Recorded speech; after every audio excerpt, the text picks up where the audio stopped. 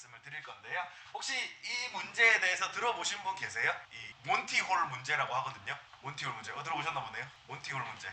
처음 들어보신 분들도 계신 것 같은데 한번 문제를 내보겠습니다. 일단 여기는 문이 닫혀 있어요. 여기 처음에는 문이 닫혀 있습니다. 문이 닫혀 있고 요 세 개의 문 중에서 한 개의 문에만 자동차가 있습니다. 자동차가. 그리고 나머지 두 개의 문에는 염소가 들어있어요. 그래서 내가 만약에 자동차가 들어있는 문을 맞춘다면 나한테 그 자동차를 선물로 줍니다. 선물로 준다고 했을 때 제가 이제 만약에 사회자예요. 사회자는 어디에 차가 있고 어디에 염소가 있는지를 다 알고 있습니다. 다 알고 있는데 처음 오신 거죠? 혹시 문 하나 골라보시겠어요? 2번 문, 2번 문, 2번 문 고르셨습니다. 2번 문 고르셨고 2번 문을 고르신 상태에서 제가 3번 문을 열었습니다. 3번 문을 열고 저는 염소가 어디 있는지 알고 있어요. 염소가 어디 있는지 알고 있고 3번 문을 열었는데 3번 문에 염소가 있어요. 그리고서 1번 문으로 바꾸시겠어요? 여쭤봅니다. 어떻게 하시겠어요? 안 바꾸시겠어요?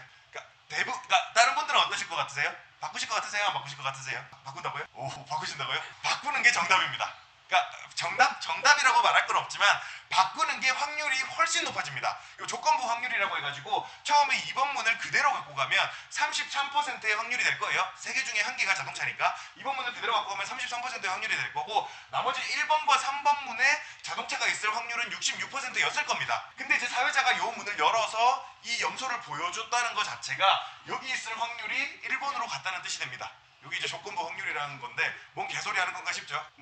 말이 되는 소리를 해야지 라고 생각이 되시죠? 근데 그게 사실입니다. 그래서 2번 문과 처음에 2번 문을 골랐을 때 2번 문을 그대로 갖고 있을 때 차가 있을 확률은 33%고 1번 문으로 바꿨을 때 차가 있을 확률은 66%가 되는 겁니다. 진짜 말도 안 되는 소리 같지만 진짜 직관적으로 와닿지가 않지만 요게 진짜로 팩트고요. 그래서 이제 요거를 좀 더 이제 직관적으로 와닿는 설명을 드리자면 이 문이 100개가 있고 요 100개의 문 뒤에 99개는 염소가 있고 하나에만 자동차가 있다고 가정을 합시다. 그리고 내가 고른 문이 요 문입니다. 내가 고른 문이 요 문이라고 치고 사회자는 요 문을 제외하고 내가 선택한 문과 요 문을 제외하고 나머지 98개의 문을 다 열었어요. 다 열고 나머지 98개의 문에서 다 염소가 튀어나왔습니다. 그러면 나는 요 문으로 바꾸는 게 유리할까요? 안 바꾸는 게 유리할까요? 다들 생각 중이신가? 당연히 바꾸는 게 유리하다고 좀 직관적으로 이제 와닿아지시죠? 이 문을 그러니까 나머지 98개의 문을 다 열어서 다 염소가 있고 사회자가 이것만 안 열었는데 요 문에 그대로 차가 있을 거라고 믿는 거는 좀 어떻게 보면 무모하다고 생각될 수도 있을 정도의 그런 문제가 되는 겁니다. 요게 실제로도 여기에 염소가 있을 확률은 99%가 됩니다. 염소가 아니고 차가 있을 확률은 99%가 되고 여기에는 1%밖에 안 되게 되는 거죠. 그리고 실제로도 이거를 시행을 여러 번 반복을 하면 실제로도 이렇게 됩니다. 그래서 한 번만 시행했을 때야 뭐 당연히 내가 고른 거에 있던가 없던가 둘 중에 하나가 되겠지만 이게 시행 횟수가 10,000번으로 가면 바꿨을 때 그 뒤에 차가 있을 확률이 67%. 그러니까 내가 10,000번을 시행했을 때 6,700번은 문을 바꿨을 때 그 뒤에 차가 있었다는 거죠. 그리고 안 바꿨을 때 3,200번, 3,300번 정도가 이제 안 바꾼 상태의 문에 있었다는 거죠. 그러니까 이게 이제 몬티홀 문제의 중점입니다. 보통 이제 몬티홀 옛날에 이제 TV 시리즈가 있었나 봐요. TV 시리즈라기보다 예능 프로그램이 있었나 봐요. 그래서 그 사회자가 몬티홀 문제라고 해서 이제 요렇게 차를 선물로 드리겠습니다 하는 걸 실제로 했었는데 거의 대부분의 사람은 괜히 바꿨다가 긁어부스럼 만들기 싫으니까 안 바꿔야지라고 선택을 했었고 실제로도 그래서 이제 대체로 안 바꿨었는데 나중에 알고 보니까 실제로는 바꾸는 게 훨씬 유리하다라고 얘기를 한다고 해요. 근데 이제 실제로 이거에 대해서 확률론적으로 이제 얘기를 할 때 누가 이제 바꾸는 게 맞습니다라고 할 때 노벨상 수상자조차도 뭘 바꾸는 게 나 말이 되는 소리를 해야지라고 얘기를 했을 정도라고 해요. 그러니까 그 정도로 인간의 직관이라는 거는 정확하지가 않습니다. 정확하지가 않다 보니까 우리가 이 통계 분석이라는 거를 배워가지고 우리의 부족한 직관력을 보강하는 역할을 조금 해야 된다라고 말씀을 좀 드릴 수가 있겠습니다. 그래서 이제 통계 분석에 대해서 저는 이제 통계 분석을 어떻게 하는 거다 이런 얘기를 드리진 않을 것 같아요. 대학을 가도 통계학과가 있는데 그 통계학과에 4년을 배워도 다 못 배우는 게 통계인데 그걸 제가 어떻게 가르쳐 드리겠습니까? 그래서 통계라는 게 어떤 효용을 가지는지 어떤 의미가 있는지 간단하게만 소개시켜 드리고 그거를 통계가 이런 거구나 이런 데 쓰는구나 라는 걸 인지를 하시면 이제 스스로 공부를 하실 수 있으실 거라고 저는 생각을 하거든요. 그래서 이제 제가 이제 하나의 케이스를 갖고 왔는데 우리나라 같은 경우는 진짜 특별한 나라예요. 어떤 나라냐면 대한민국에 있는 20대 성인이 된 모든 남성의 신체 데이터를 가지고 있는 나라입니다. 그래서 그러니까 이 신검을 받잖아요. 이 신검이라는 거를 통해 가지고 대한민국의 20대가 된 20살이 된 모든 남성의 신체 데이터를 가지고 있게 됩니다. 그래서 진짜 운이 좋은 건데 우리나라의 2022년 대한민국 모든 남성의 근데 2022년에 20살이 된 남자가 25만 명밖에 없나요? 되게 적긴 한 것 같아요. 아닌가? 다들 되게 조용하시네요. 자, 이렇게 쭉 있습니다. 이렇게 쭉 있고 25만 명의 데이터를 쭉쭉 나열을 해보니까 이제 5cm 단위로 끊어놨어요. 대충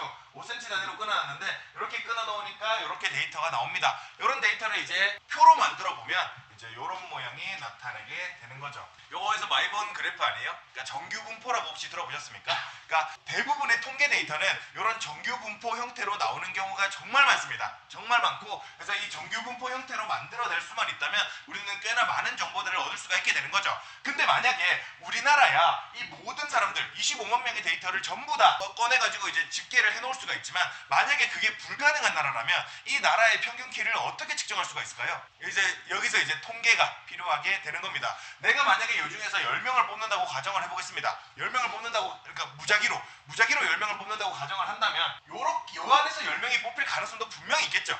분명히 있을 겁니다. 그리고 요 안에서 10명이 뽑힐 가능성도 분명히 있을 겁니다. 분명히 있겠죠. 그러니까 한두 번 정도는 그렇게 될 수도 있겠지만, 이거를 10명씩 뽑는 과정을 10번, 20번, 30번, 40번, 50번 계속 여러 번 반복을 하게 된다면 여기가 80%거든요. 요 안에 있는 사람들이 80%입니다. 그러면 80%, 그러니까 여러 번 반복을 했을 때 그거의 80% 정도는 요 안에 있을 확률이 되게 높아지겠죠. 그래서 이게 이제 통계를 이용하는 방법입니다. 약간 좀 막연하게 들리실 수도 있으실 텐데, 10명씩 뽑는 과정을 여러 번 반복하거나 아니면 진짜 1000명, 10,000명 단위를 뽑아가지고 그걸로 이제 1000명, 10,000명 정도를 뽑아가지고 측정을 하면 이 전체 집단하고 비슷할 가능성이 되게 높아진다라는 거를 이용하는 거죠. 좀 약간 막연하지만 어떤 느낌이신지 이해가 되시죠? 그래서 우리가 이제 선거를 할 때도 이 출구조사라는 걸 하잖아요. 출구조사하는 것도 한 나오는 사람한테 한 백 몇십 명 정도한테 물어봅니다. 물어봐가지고 누구 뽑으셨어요? 누구 뽑으셨어요? 누구 뽑으셨어요? 물어본 다음에 그걸 통해 가지고 이거를 이제 확장시키는 겁니다. 그래서 이 신뢰도 95% 범위로 오차 범위 뭐 2% 이내 접전 뭐 이런 얘기를 하잖아요.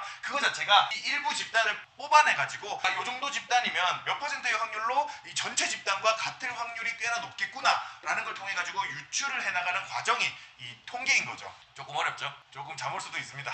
조금 잠올 수도 있지만 어쨌든 이런 내용이라는 점에 대해서 말씀을 좀 드려야 될 것 같고요.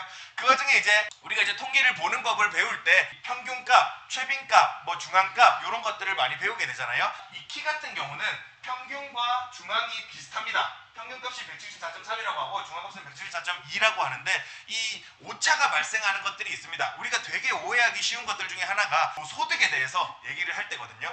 그래서 이 통계를 얘기할 때 이 평균과 중위값은 다르게 생각을 해줘야 됩니다. 소득은 0원보다 적게 벌 수는 없습니다. 0원보다 적게 버는 사람은 아예 제외가 되니까 0원보다 많이 버는 사람 중에서 측정을 하는데, 그 와중에 진짜 잘 버는 사람들은 30억도 넘게 벌잖아요. 요 30억도 넘게 버는 사람들도 있다는 걸 감안했을 때, 내가 만약에 10명의 평균을 구한다고 칩시다. 10명의 평균을 구하는데 나머지 9명이 300만 원 벌어요. 근데 혼자서 3천만 원 법니다. 그러면 이 사람 혼자서 평균을 한 1,500만 원까지 올려버리는 이슈가 되는 거거든요. 그러니까 이게 무슨 말인지 이해되시죠? 그러니까 요거를 이제 평균의 함정이라고 얘기를 합니다. 그래서 우리나라의 소득, 그러니까 우리나라 사람들이 보통 얼마 버느냐에 대해서 얘기를 할 때 이 평균 소득으로 얘기하면 안 된다는 거예요. 우리는 중위 소득으로 얘기를 해야 됩니다. 근데 이제 요거조차도 이제 가구별 소득이다 보니까 우리나라의 가구가 한 3천만 가구 정도 되거든요. 인구는 5천만 명인데 가구가 이제 3천만 가구면 2인 가구, 3인 가구도 있겠죠. 이제 그런 가구가 제외되다 보니까 이제 이렇게 높게 나오는 건데, 우리 인당 소득으로 따지면 평균 소득이 대략 300만 원 조금 넘습니다. 근데 중위 소득은 250이 조금 안 됩니다. 그래서 세후로 따지면 220만 원 벌면 가운데보다 위에 있는 거예요. 근데 우리나라는 이제 보통 이제 평균을 얘기하면서 300만 원보다 못 벌면 평균보다 못 번다 이런 얘기들을 되게 많이 하는 건데, 이런 거 이제 좀 오해가 될 수 있다라고 얘기를 하는 거죠. 근데 이제 저는 이제 소득을 기준으로 얘기를 하지만 통계를 바라볼 때 있어서 이 평균값과 중위값의 차이를 보는 것도 되게 중요하다라고 말씀을 좀 드릴 수가 있겠습니다. 그 와중에 저희 이제 누구나 한 번쯤은 IQ 테스트 다들 한번 해보셨죠? 학교 다닐 때라도 한 번쯤은 IQ 테스트를 해보셨을 텐데, 혹시 안 해보신 분 계세요? IQ 테스트? 없으시죠? 되게 조금 뻘쭘해지는데 제가 이제 저도 그러니까 이거 자료를 만들 때 IQ 테스트를 제가 직접 해가지고 이걸 올릴까라고 생각을 해본 적이 있었거든요. 그래서 구글에서 IQ 테스트 검색해가지고 제일 위에 거 들어가 보니까 이 테스트 한 30분 걸려가지고 한 50문제 풀었거든요. 그 50문제 풀고 나니까 돈 내야지 IQ 알려준다고 하더라고요. 그래서 난 IQ 테스트를 하면 안 되는 멍청한 수준이구나 혼자 생각을 하고 말았는데 그냥 그래서 이제 여기서 데이터를 갖고 왔는데 이 IQ 테스트의 정의라는 것 자체가 좀 그래요. 원래 이제 문제 한 번쯤은 다 풀어보셨을 텐데 한 50문제 정도를 30분 동안 풀게 합니다. 그리고 그 규칙성을 찾는 문제잖아요. 규칙성을 찾는 문제를 다 풀고 나면 거기서 이제 내 IQ가 어떻다 이렇게 나오잖아요. 근데 이제 그 IQ 테스트가 처음 만들어진 취지에 대해서 얘기를 해보자면 이 100보다 IQ가 낮은 사람이 조금 멍청하다 이렇게 인식이 되잖아요. IQ 두 자리냐? 뭐 이런 식으로 좀 놀리는 의미가 되는데 이 재밌는 사실이 IQ 100은 딱 가운데 있는 사람입니다. IQ 100은 애초에 IQ 테스트를 정의할 때 자체가 그 문제들을 쭉 풀게 만들어 놓고 한 수만 명한테 풀게 만들어 놓고 그거를 쭉쭉 나열을 해가지고 딱 가운데 있는 사람을 100으로 정의하자. 그 한 게 IQ 테스트예요.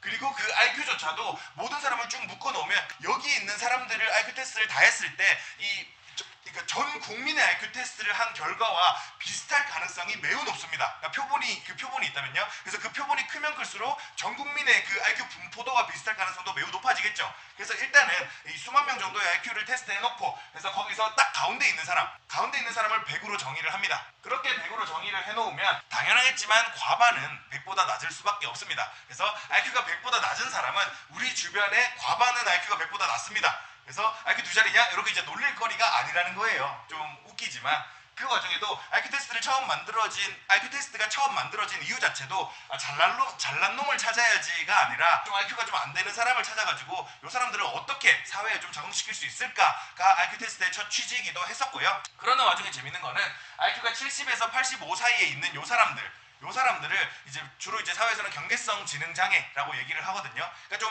사회생활을 하는데 크게 문제는 없지만 약간 일을 같이 할 때 좀 과도하게 답답하다 싶은 사람들이 있잖아요. 그러면 이제 여기 이제 이쪽에 있는 분들의 가능성이 조금 높고 근데 이제 우리가 좀 오해할 수 있는 게 여기에 속해 있는 사람은 그러니까 도수 분포, 정규 분포로 따져봤을 때 14% 정도는 된다는 거예요. 우리가 10명을 만나면 10명 중에 1명에서 2명은 이런 사람들입니다. 그렇기 때문에 우리가 이제 요거는 이제 우리의 마음가짐에서 좀 가질 수 있는 건데 사람들이 말을 너무 못 알아듣는 것 같다라고 생각이 들어도 그래 뭐 10명 중에 2명은 그럴 수 있으니까 라고 좀 생각을 하는 것도 되게 좀 필요한 포인트다 라고 말씀을 드릴 수가 있겠습니다. 그래서 이제 이 통계가 이제 뭐 어떤 과학적으로 어떤 의미를 가진다라기보다는 우리의 심리적으로도 과학적으로도 당연히 의미를 가지지만 우리의 심리적으로도 좀 어쩔 수 없다 이렇게 생각을 해야지 라고 받아들일 수 있을 만한 많은 힌트를 제공한다 라고 말씀을 조금 드릴 수가 있겠습니다. 그래서 어쨌든 간에 대부분의 사람들 IQ 테스트를 만약에 해본다면 대부분의 사람들 70% 정도의 사람은 85에서 115 사이에 요 가운데에 있는 사람이 되게 되거든요. 아까 이제 남자 키 얘기할 때도 170에서 180 요 사이에 있는 사람이 80%가 있듯이 요 85에서 115 사이에 거의 70% 정도의 사람은 분포를 하게 됩니다. 그래서 이제 내가 어떤 거를 바라볼 때 요 정규 분포의 형태로 만들 수만 있다면 대부분의 70%는 요 표준 편차 1 안에 들어오겠구나 라고 어느 정도 판단을 해서 행동을 할 수가 있다는 거. 되게 너무 막연하게 제가 말씀드리는 것 같은데 요걸 이제 좀 통계학을 이용해서 제대로 설명드리려면 너무 오랜 시간이 걸리다 보니까 뭔가 좀 어떤 말씀 드리고 싶은지는 이해는 되셨나요? 조금? 좀 막연하긴 하죠. 막연하긴 한데 여튼 그렇습니다. 그래서 이제 이거를 정규 분포화만 시킬 수 있다면 우리가 이제 분산을 구할 수 있고 표준 편차를 구할 수가 있거든요. 그 표준 편차를 구할 수가 있다면 요 1시그마 안에 70%의 사람뿐만 아니라 모든 데이터가 그렇습니다. 모든 데이터가 여기 안에 들어와 있습니다. 그리고 2시그마 안에는 95%가 들어와 있습니다. 그리고 3시그마까지 파악한다면 나는 거의 모든 정보의 그 규칙성을 다 찾아낼 수가 있습니다. 3시그마까지 분석을 할 수만 있다면요. 그래서 99.7%의 데이터가 여기 안에 분포되어 있을 거니까요. 그래서 이거는 투자를 할 때든 사람을 만날 때든 뭔가 어떤 다른 행동을 할 때든 내가 어떤 확률론적인 생각을 하는 데 있어서 매우 큰 도움을 준다라고 말씀을 드릴 수가 있겠습니다. 그래서 설령 이제 소개팅을 나가더라도 내가 진짜 키를 중요하게 생각하는 사람일 수도 있잖아요. 그러니까 내가 소개팅을 나갔을 때 키를 되게 중요하게 생각하는 사람이라면 지금 내가 소개팅을 나가서 만나는 사람 중에 한 13% 정도는 170보다 작을 수도 있겠구나 라고 판단을 하면서 이제 이렇게 행동을 할 수 있다는 점에서 약간 기대한다거나 실망한다는 그 포인트를 조금 줄일 수 있는 그런 요소로도 어느 정도 작용을 할 수가 있다는 거죠. 물론 이 얘기가 막연하긴 하겠지만 요거를 막연한 거 안에서도 이용을 할 수 있다면 되게 큰 도움이 될 수 있을 만한 이슈가 되겠습니다.